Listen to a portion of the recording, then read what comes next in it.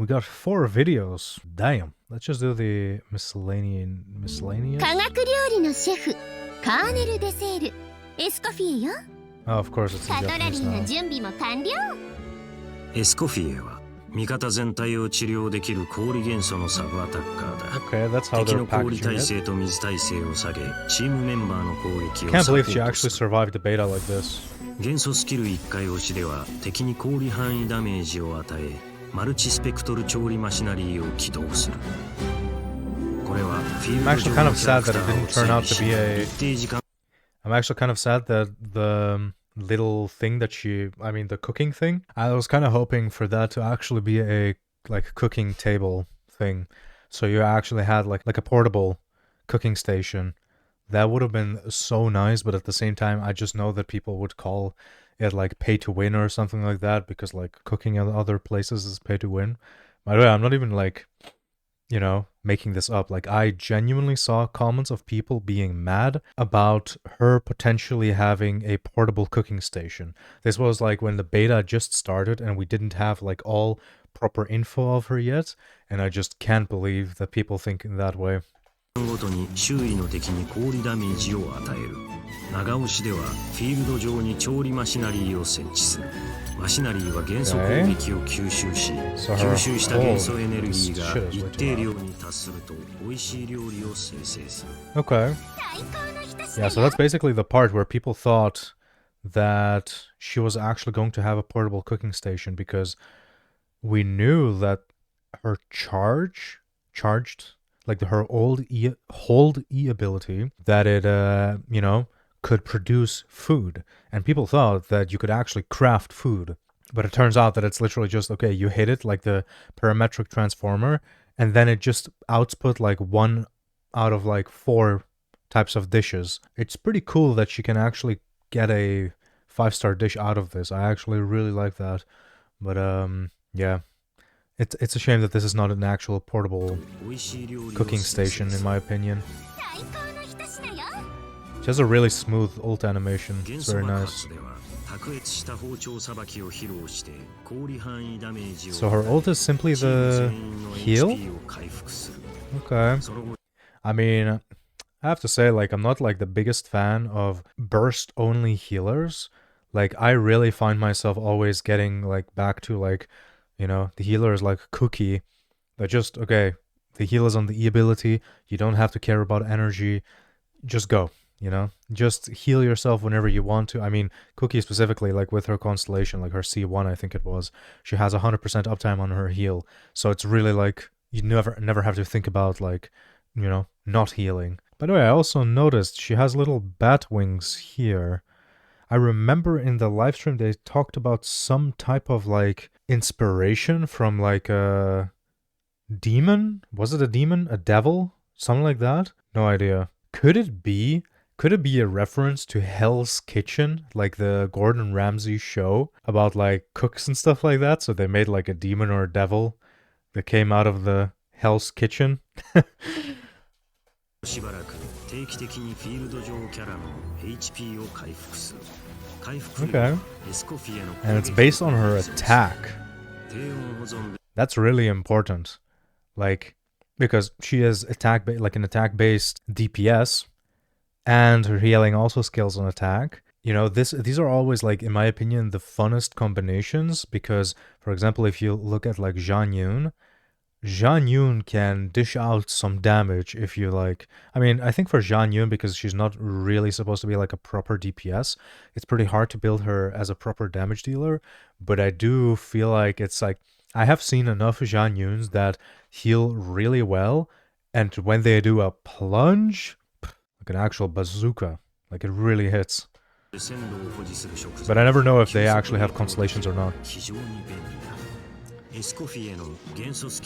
this is the insane part, and I'll be honest, like, this is one part that I really like this because at the same time, like ever since they started with Natlan, they started to focus on elemental reactions. Well, first off, in 5.0, they finally buffed all of the reactions, so she is going to be a character that focuses on freeze, but the problem with freeze is that it's just a weak. The reaction itself, I mean, pretty sure it does no damage. And then, of course, you do damage via Shatter, which is like fine and stuff like that.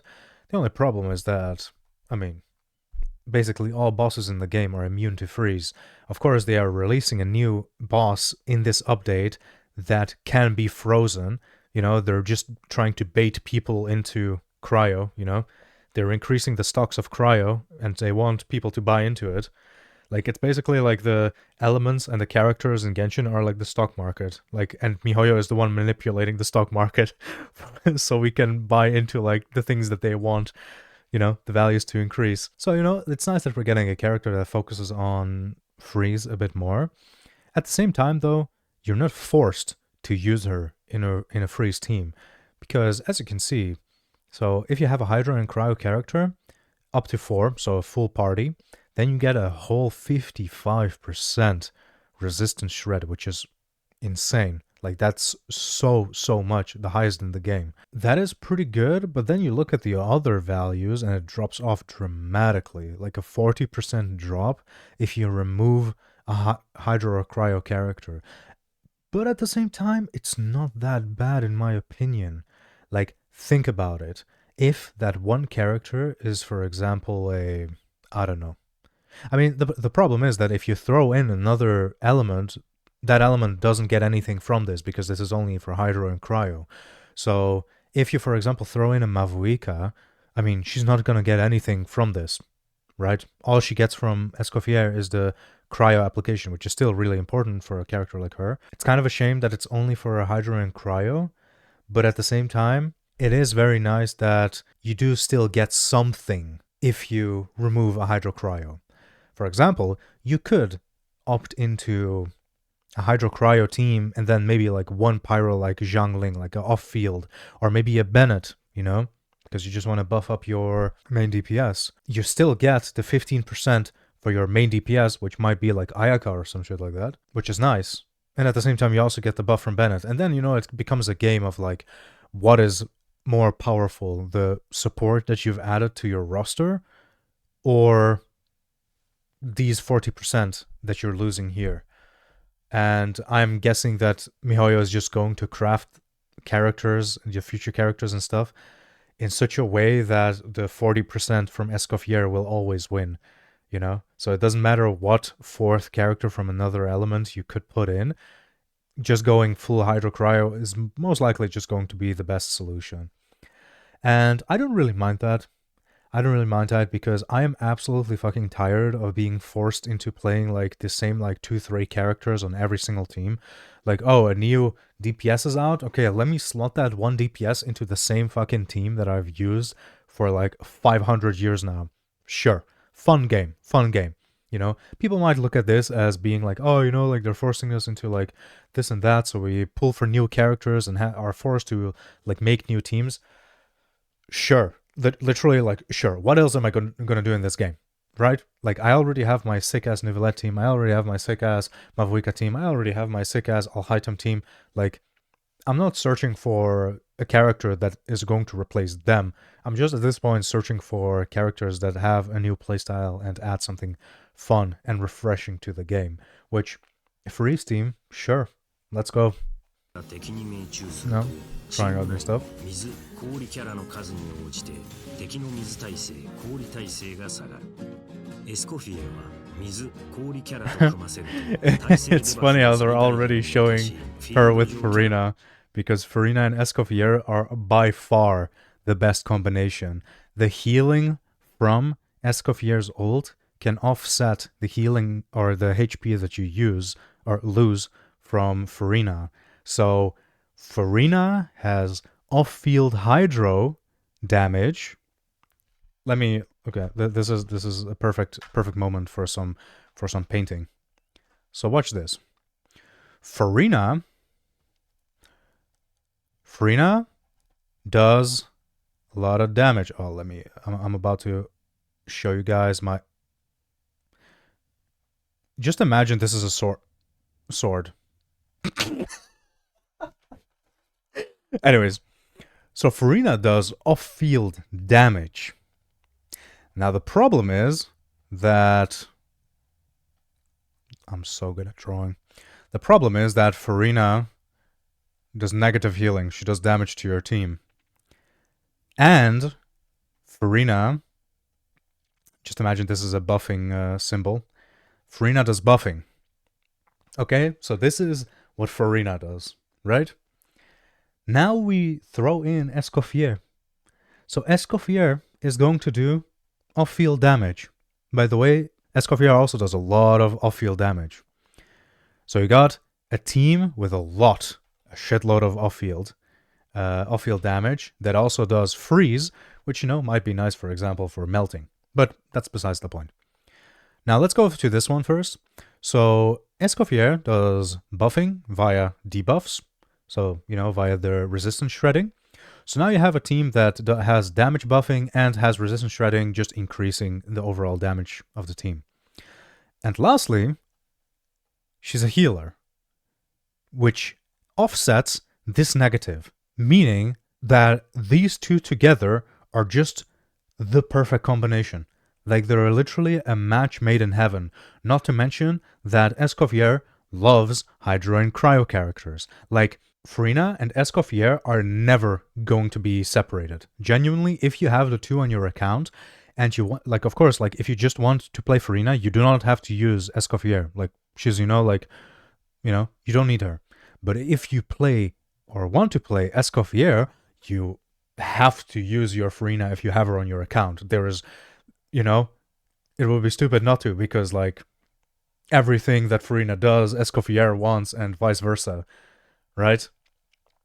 So yeah, they just form such a solid core to your team. So I'm pretty excited to use those two together, not gonna lie. I mean,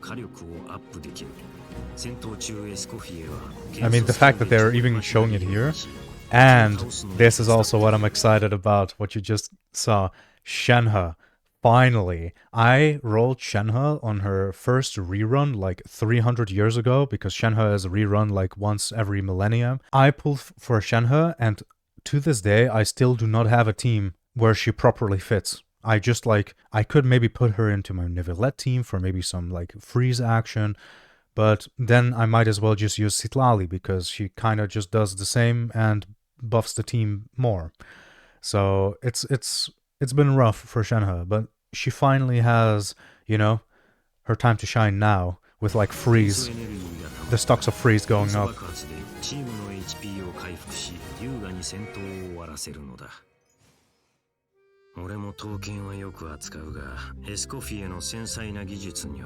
Wait, did he?